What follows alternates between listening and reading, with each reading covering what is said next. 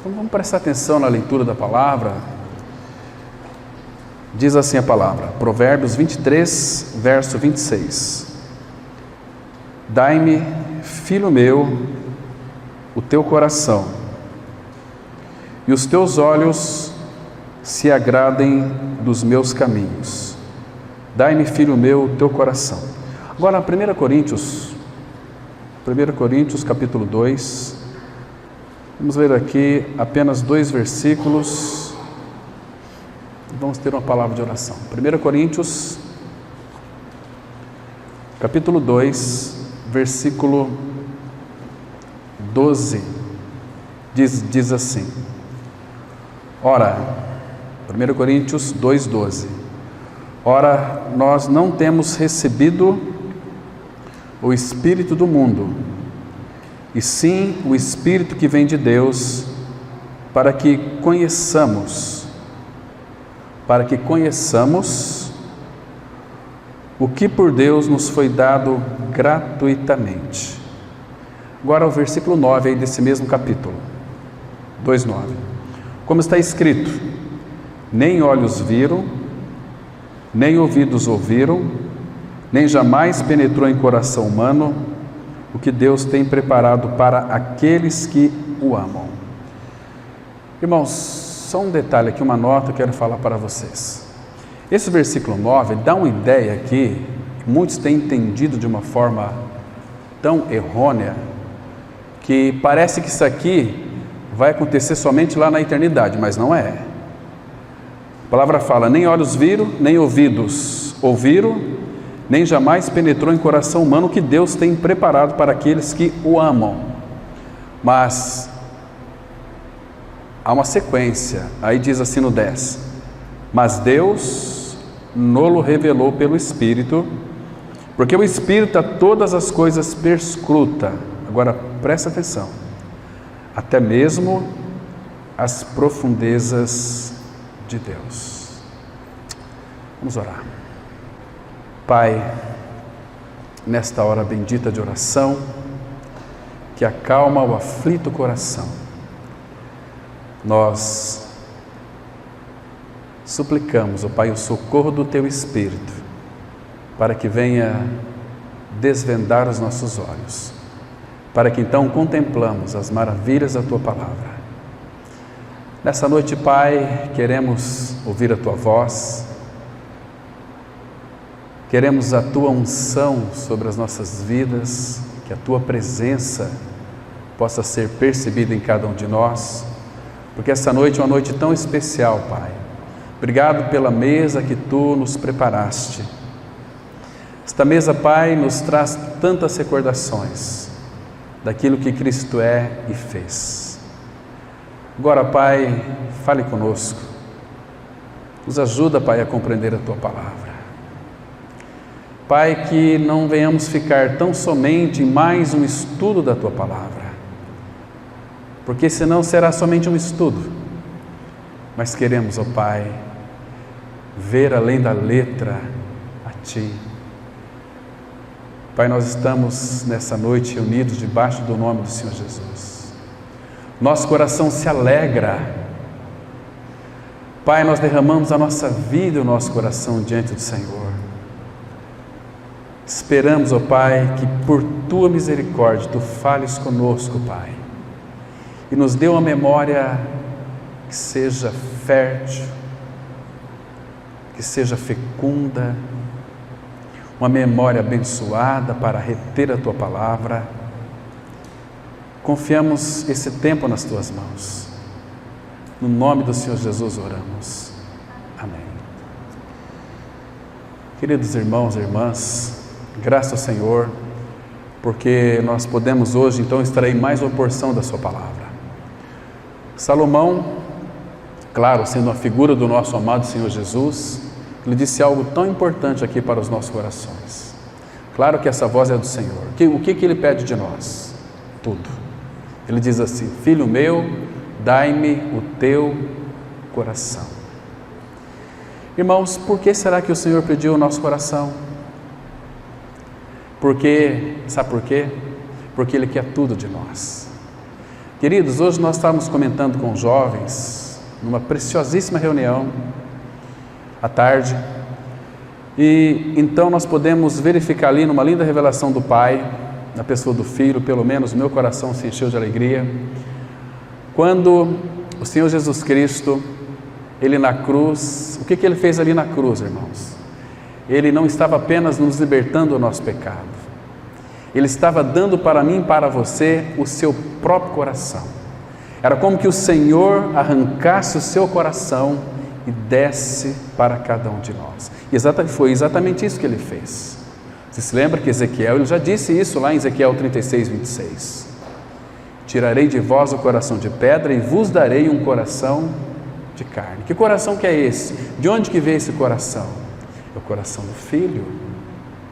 Então, irmão, para que a igreja pudesse então ter uma identidade com o Senhor Jesus, era necessário nós termos um novo coração, um coração celestial, um coração que pensa as coisas do alto, um coração, na expressão de Colossenses 3, buscai as coisas que são de cima, não as que são aqui da terra, porque vocês morreram e a vossa vida está escondida com Cristo em Deus. No versículo 4, ele é tão maravilhoso porque ele diz assim: quando Cristo, olha que lindo esse versículo, Colossenses 3,4, quando Cristo, que é a nossa vida, se manifestar, então também vós, eu e você, que cremos no Senhor, seremos manifestados com Ele em glória. Irmãos, para pensar nesse texto, irmãos, quando Cristo, que é a nossa vida, se manifestar, então vai haver um dia que Ele vai se manifestar para vir buscar a sua igreja. Então também vós sereis manifestados com Ele em glória. Irmãos, se nós parássemos para pensar um pouquinho, quanto a igreja de Cristo, nós, o povo do Senhor, esse organismo vivo, é amado pelo Senhor. Ele nos amou tanto que tirou do seu peito, como nós já dissemos aqui anteriormente, o seu próprio coração e introduziu dentro de nós. Às vezes, humanamente falando, nós vemos e temos conhecimento, conheço algumas pessoas que fizeram o transplante de coração. Sem aquele coração que havia recebido de uma outra pessoa, talvez ele já teria morrido, essa pessoa. Mas como ganhou um coração transplantado, claro que vai ajudar a viver alguns anos de vida mais à frente. Mas aquele que tem o coração do Filho pulsando no seu peito, irmãos, o que pulsa em nós é o novo coração, é o coração que Ele nos deu. Imagina, então, o Filho deu tudo para nós, então Ele pode pedir tudo para nós. Quando Ele deu o seu coração para nós, Ele nos deu tudo, porque nós sabemos que Colossenses 3,11 vai dizer que Cristo é tudo em todos. Então quem tem Cristo tem absolutamente tudo, tem tudo. Tem o coração do Filho pulsando dentro de nós.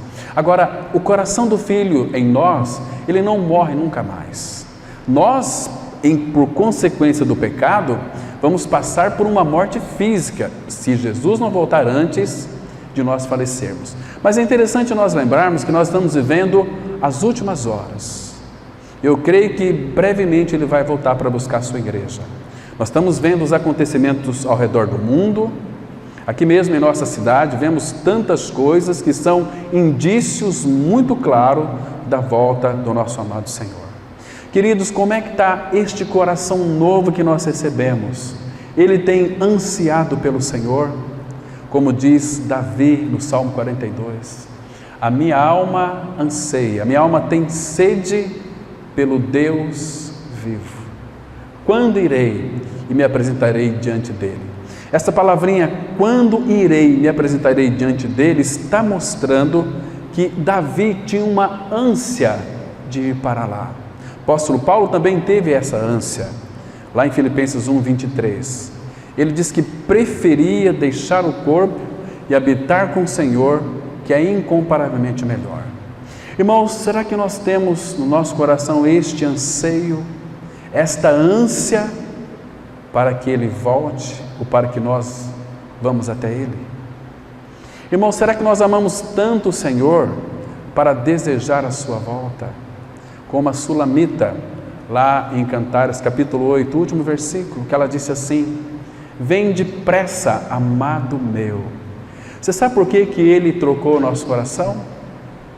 Sabe por que Ele lhe deu um novo coração? Para que você o ame com o coração que Ele te deu. Porque sem esse novo coração, nós jamais poderíamos amá-lo. Porque o nosso velho coração é um coração egoísta. O nosso amor é um amor de troca. É um amor assim: eu gosto de você porque você gosta de mim.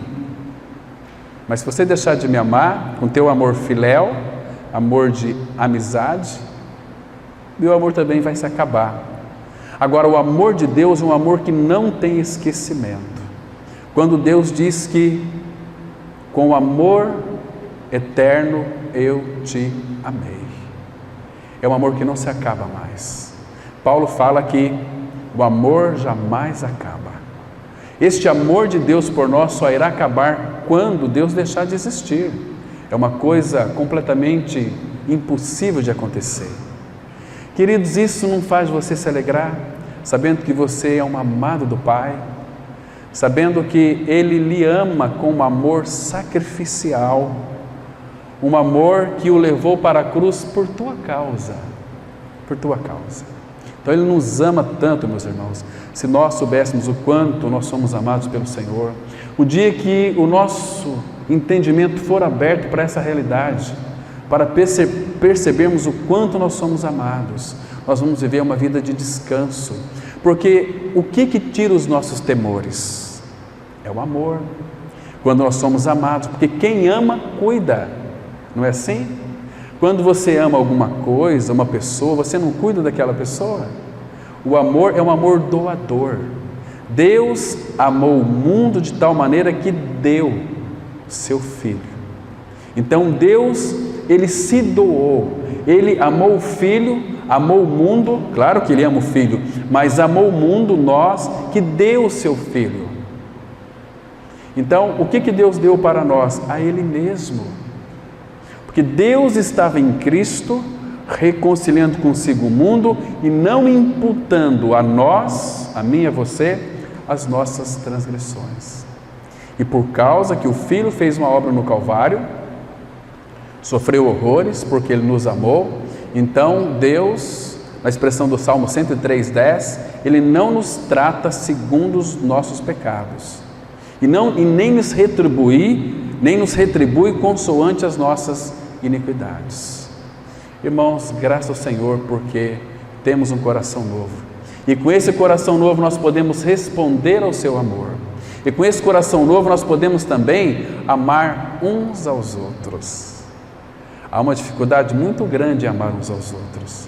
Irmãos, nós só seríamos conhecidos pelo Deus da glória como filhos do Pai amado se nós tivéssemos amor uns pelos outros.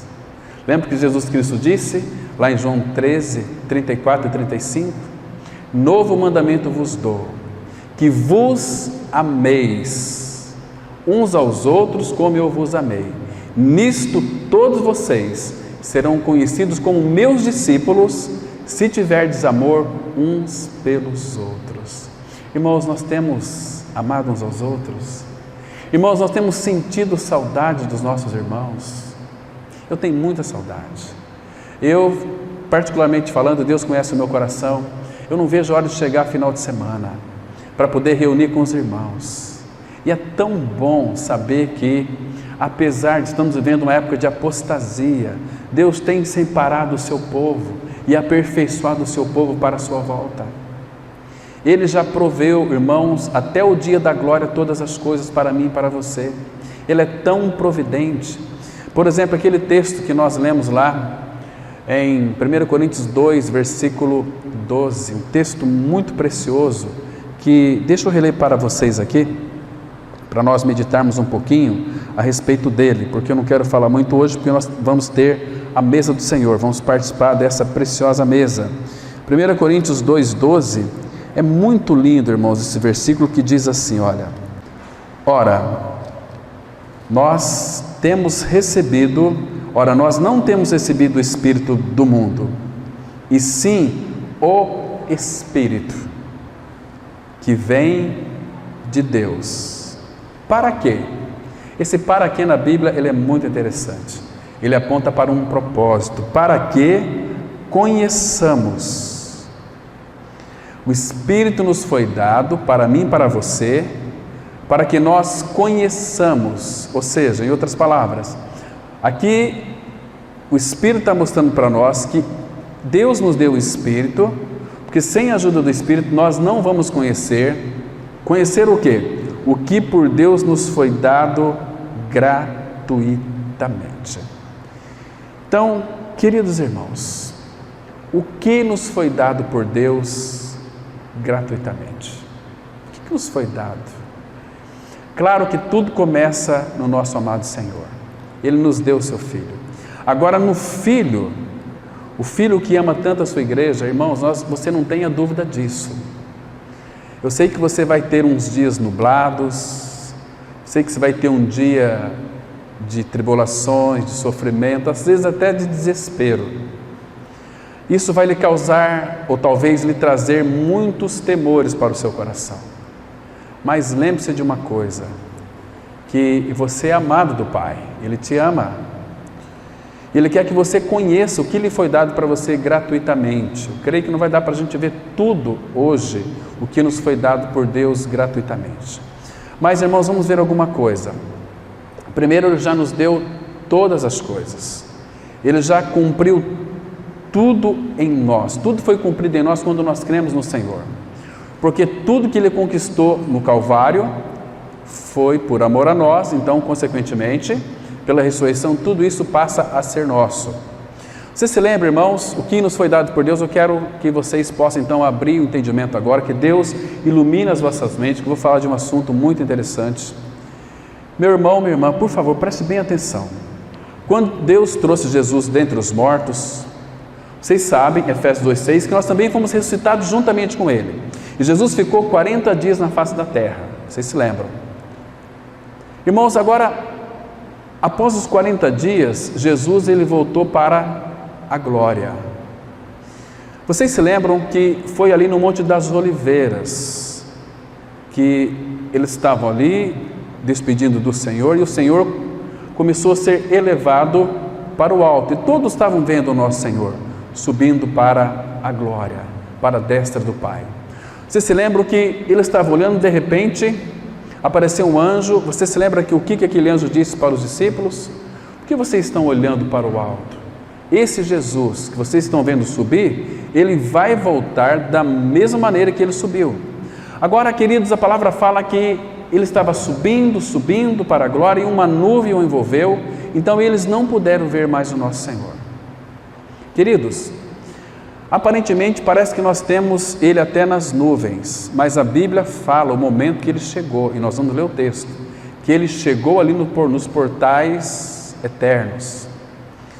E ali, muitas pessoas, talvez por falta de revelação, interpretam o texto que nós vamos citar aqui, e você pode abrir já em Daniel capítulo 7, para ver algumas coisas que ele já nos deu. Abra lá, por favor, em Daniel capítulo 7. Queridos, olha que lindo aqui, irmãos, essa linda visão do profeta Daniel. Versículo 13. Aqui não fala da volta de Cristo, aqui fala do Senhor Jesus entrando na glória. Lembra que quando ele foi exaltado à destra do Pai, olha o que nós recebemos. Lembra aquele texto que nós lemos lá? Nós não temos recebido o Espírito do mundo, mas o Espírito que vem de Deus, para que conheçamos tudo aquilo que nos foi dado por Deus gratuitamente. Agora aqui, irmãos, é o Senhor Jesus chegando lá na glória, depois que ele consumou a obra. Diz assim a palavra, olha só, Daniel 7, verso 13. Eu estava olhando nas minhas visões da noite, e eis que vinha com as nuvens do céu, um como filho do homem, e dirigiu-se ao ancião de dias. Esse aqui, quem que é esse ancião de dias? É Deus o Pai. Ele estava chegando na glória. Ele se dirigiu ao ancião de dias e o fizeram chegar até ele. Claro, eu creio que deve ter sido anjos. Levou então o filho, se chegou até o Pai. Agora, queridos, porque ele é um vencedor, veja o que o Senhor Jesus Cristo recebeu. por ter consumado a obra, no versículo 14. Foi-lhe dado para Cristo, foi-lhe dado domínio. Este domínio, claro que Ele é sempre o Rei eterno, o Todo-Poderoso, mas este domínio faz uma referência também daquilo que Adão perdeu no Jardim do Éden. Porque quando Deus deu domínio a ele, foi para governar ali os animais, todas as coisas da terra. Mas Adão então pecou e transferiu para Satanás. Então Jesus venceu, é Jesus homem aqui que chegou, diante da glória. Foi-lhe dado domínio e glória e o reino, para que os povos, nações e homens de todas as línguas o servissem. O seu domínio é domínio eterno, aleluia, porque isso é uma realidade, que não passará, e o seu reino jamais será destruído. Então, quando ele adentrou a glória, ele ganhou tudo isto. Mas, queridos, o que Jesus ganhou na cruz do Calvário, na sua morte e ressurreição, não foi para ele, foi para a sua noiva, a igreja. Tudo que ele conquistou, nós até cantamos um cântico aqui, não é verdade? Tudo que Jesus conquistou na cruz é nosso por direito, é herança nossa. E aqui nesse mesmo capítulo vai mostrar, irmãos, que ele depositou tudo na igreja. Irmãos, eu não sei, não consigo entender porque existem muitos filhos de Deus que vivem uma vida miserável. Porque veja o que ele fez com tudo isto. Versículo 27, que diz assim, olha aqui, irmãos, diz assim, o reino, agora é para a igreja, o reino e o domínio e a majestade dos reinos, debaixo de todo o céu, serão dados ao povo dos santos do Altíssimo. Irmão, parou para pensar? E não para aqui. O seu reino será reino eterno, e todos os domínios o servirão e lhe obedecerão. E outro versículo fala aqui, termina o assunto. Nós poderíamos até parar por aqui. Queridos irmãos, tudo que ele conquistou, ele depositou na igreja. Lembra? Então, por isso que o Senhor Jesus disse lá em Lucas 12:32, que foi do agrado do Pai dar-vos o seu reino. Irmãos, Ele compartilhou conosco o seu reino de glória, o seu reino que é eterno. Nós lemos hoje pela manhã aquele texto lá, de Hebreus 12, versículo 28, que nós estamos considerando hoje pela manhã, que tem muitas coisas em nossa vida que nos abalam. Nós temos muitos temores ainda, talvez por falta de conhecer o Senhor de uma forma mais íntima. Nós temos medo de perdas, nós temos medo de ficar doentes, de ter um diagnóstico talvez de uma doença aí, de cancerígenas. Nós temos muito medo. Mas, queridos irmãos, quanto mais nós nos envolvemos com o Senhor, mais este medo vai ser lançado fora.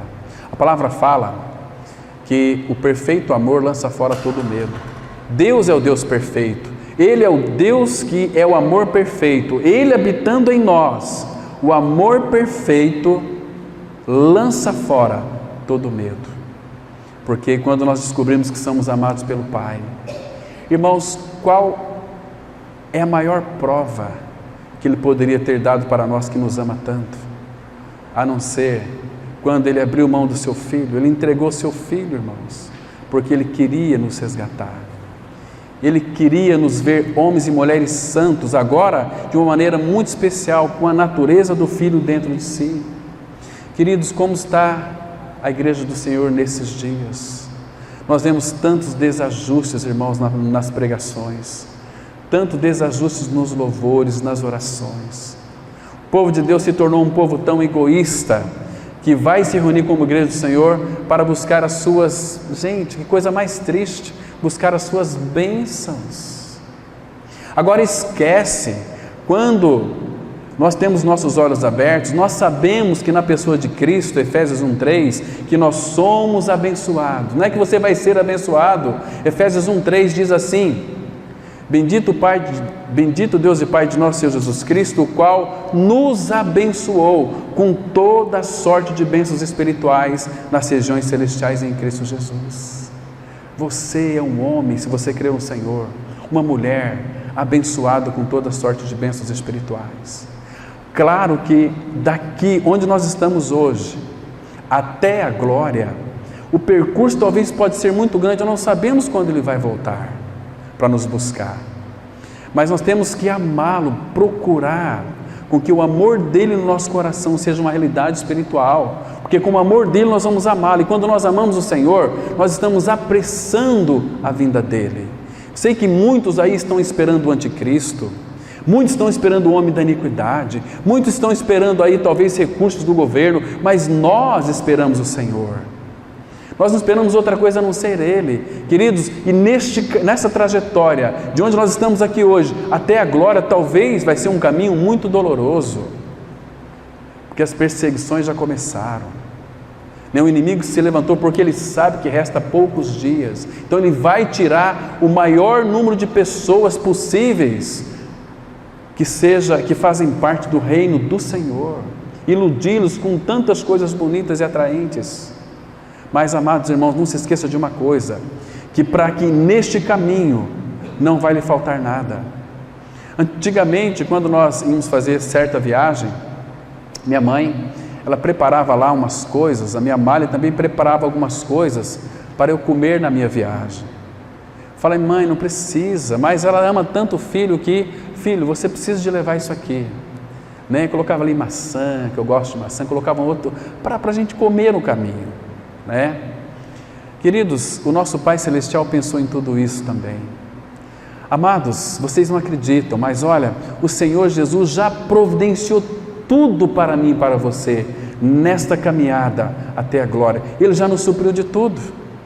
Abra sua Bíblia em 2 Pedro, capítulo 1, versículo 3.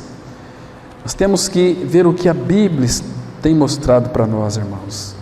E aqui, em 2 Pedro 1, versículo 3 e 4, veja o que Ele proveu para nós. Olha que coisa mais preciosa, irmãos. 2 Pedro 1, versículo 3, diz assim a palavra: visto como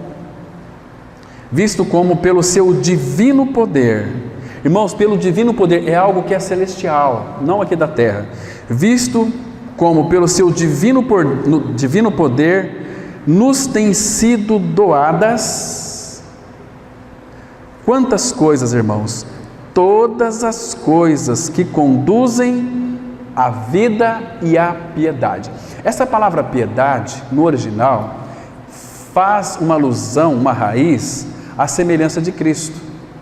Porque Ele providenciou tudo para nós, nos foi dado todas as coisas que conduz à vida e à piedade. No tratamento nosso aqui neste mundo, para que então nós sejamos parecidos com o nosso amado Senhor Jesus. Porque o Pai deseja ter uma família com muitos filhos que se pareçam com seu Filho. Santidade, Então, são muitas coisas nos foi dada pelo Espírito. Então Ele quer que nós conheçamos. Agora, todas essas coisas, todas as riquezas estão dentro deste baú chamado Escritura Sagrada, chamado Bíblia, Palavra de Deus. Então, irmãos, você tem em tuas mãos aí um tesouro riquíssimo. Abre esse baú, começa a cavucar. Tem muitos tesouros. Jesus Cristo é o nosso tesouro. E você tem esse tesouro. Abra a sua Bíblia, por favor, em 2 Coríntios, capítulo 4, versículo 7. Veja aqui, tantas coisas nos foi dado para nós, irmãos. Olha que maravilha, queridos. Que coisa mais preciosa. 2 Coríntios 4, versículo 7. São coisas que nos foi dada, que nós temos que nos apropriar dessas verdades. Diz assim a palavra. 2 Coríntios, capítulo 4, versículo 7, a Bíblia diz assim: temos, porém, este tesouro em vasos de barro, para que a excelência do poder seja de Deus e não de nós. Você viu aqui? Como é que você vai ter este tesouro? Você tem. Temos, porém, este tesouro em vasos de barro. Vaso de barro é eu e você. Mas o que tem dentro deste vaso de barro é um tesouro preciosíssimo. Sabe o que significa este tesouro na nossa vida, irmão? Você já parou para pensar o que diz Colossenses capítulo 1, versículo 19? Abra sua Bíblia ali. Eu não vou comentar muito, senão vamos gastar muito tempo, irmãos. Então vamos, mais preferível nós lermos as Escrituras Sagradas. Colossenses 1, versículo 19, que diz assim, olha só, que coisa preciosa. Colossenses 1, 19, porque aprove a Deus que nele, em Cristo, residisse toda a plenitude. Irmãos, na pessoa de Cristo, habita nele corporalmente toda a plenitude da divindade. Tudo que o Senhor é em essência está nele. O Pai colocou tudo nele. Agora, irmãos, onde é que está Cristo?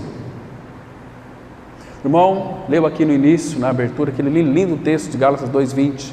Já estou crucificado com Cristo. Logo já não sou eu quem vive, mas Cristo vive em mim. Eu queria que você refletisse um pouquinho. Que esse Cristo que habita no seu interior, nele habita toda a plenitude da divindade. Queridos, até mesmo Satanás precisa de Cristo para sobreviver. Sabe por quê? Olha aqui o versículo 17, falando de Cristo. Ele aqui é Jesus. Ele é antes de todas as coisas. Nele tudo subexiste. Se tudo subsiste em Cristo, então ele sustenta até Satanás. Porque sem Cristo, nada pode subexistir. Tem muita gente aí com medo do diabo. Nós não podemos ignorar os seus ardis, os seus desígnios. Mas, irmãos, nós vamos julgar os anjos caídos, diz o apóstolo Paulo. A palavra fala em Romanos 16, versículo 20, que Deus em breve esmagará debaixo de vossos pés a Satanás. Entende, irmãos? Claro que nós não podemos viver uma vida desleixada, despreocupado como esteve Moabe. Temos que estar vigilantes, porque ele anda ao derredor, bramando como um leão. Sabe o que o diabo tenta fazer conosco? Nos envergonhar. Como que ele vai nos envergonhar? Cuidado com o que você diz, porque ele sempre vai torcer as tuas palavras. Se você fala A, faz com que a pessoa entenda que você está falando A, porque senão ele vem e torce as suas palavras. Ah, mas você falou para mim isso. Eu não falei isso, eu falei assim, mas você entendeu assado. Por que você entendeu dessa maneira? Porque Satanás, ele torceu as suas palavras. Abra, por favor, Salmo 56. Muito interessante esse versículo aqui, vale a pena a gente atentar para ele. É um versículo que nos exorta, nos chama a nossa atenção. Primeiro, vamos ler alguns versículos aqui desse Salmo 56. Diz assim a palavra. Eu vou ler o versículo 1, primeiramente. Diz assim: tem misericórdia de mim, ó Deus, porque o homem procura ferir-me e me oprime pelejando todo dia. Por que o salmista colocou aqui o homem? Porque, irmãos, todo aquele que não é filho de Deus está neste mundo a serviço do diabo, é filho do diabo. Então, lembra que Paulo disse, a nossa luta não é contra carne e sangue. Quando alguém lhe ofender, lhe machucar, querido, entenda que aquilo foi permissão de Deus. Por detrás daquela pessoa existem forças malignas atuando, tentando lhe destruir. Mas você tem uma arma aí poderosa na sua mão para destruir o seu inimigo. Sabe qual é? Amando o seu inimigo. Quando você ama o seu inimigo, você destrói ele, você acaba com ele. O amor arrebenta os corações. Entende? E aqui ele continua dizendo o seguinte, versículo 2: os que me espreitam continuamente querem ferir-me, e são muitos os que atrevidamente me combatem. Ele continua: em mim vindo o temor, hei de confiar em ti, em Deus, cuja palavra eu exalto. Neste Deus ponho a minha confiança e nada temerei. O dia que você de fato e verdadeiramente confiar no Senhor, você não vai temer mais absolutamente nada. Olha só, depois ele faz uma pergunta: que me pode fazer um mortal? Agora o versículo 5. Presta atenção, que não é algumas vezes. Ele diz assim: todo o dia torcem as minhas palavras, os seus pensamentos são todos contra mim para o mal. Então não se esqueça aqui que todo dia Satanás pode usar uma pessoa para torcer a tua palavra. Está me compreendendo? Então, versículo 6 fala que eles ajuntam-se, escondem-se, espionam os meus passos, como aguardando a hora de me darem cabo da vida. Então, 1 Pedro 5,8, ele já nos advertiu: o diabo, vosso adversário, anda em derredor, bramando como leão, procurando alguém para tragar. Mas não se esqueça, diz palavras bem inteligíveis, compreensíveis, para que as pessoas entendam. De preferência, quando for por telefone, liga para a pessoa e fala: você me compreendeu? O que foi que eu disse para você? Aí, se ela falar, então, perfeito, você me entendeu. Porque Satanás vai torcer as nossas palavras. Todo dia, diz a Bíblia, eles torcem as nossas palavras. Entende, irmãos? Então nós temos que ter discernimento espiritual. Falar, por isso que Tiago fala: sejam poucas as tuas palavras. Se apresentar para ouvir é melhor do que você falar. Fala pouco. Quem fala muito, tem um adágio popular, diz: quem fala demais dá bom dia a cavalo. Não é assim? Eu já vi gente conversando com um animal, com um burro, trocando ideia com o burro. Às vezes você está andando na rua, aqui na cidade mesmo, eu já vi muitas pessoas trocando ideia consigo mesmo, e gesticulando e tal. Falei: mas gente, enlouqueceu, né? Fala tanto, não tem com quem falar, fala consigo mesmo. Não consegue se aquietar, sabe por quê? É uma alma barulhenta. A alma do ser humano, ela é muito agitada. Quando não tem Cristo, a alma não pode se aquietar, cujas águas lançam de si lama e lodo. Para os perversos, diz o meu Deus, não há paz. Não há paz. Se não tem paz, precisa de falar, de estar aí em evidência, precisa de fazer alguma coisa, não consegue se aquietar. Agora, quem está em Cristo, não. Porque em Cristo, no corpo dele na cruz, eu e você, nós morremos. Ele nos matou na cruz. Jesus não apenas morreu no meu lugar, é uma verdade, ele morreu no meu lugar, me substituiu, mas a morte de Cristo, ela é também inclusiva. Ele morreu no meu lugar, mas eu também morri com ele.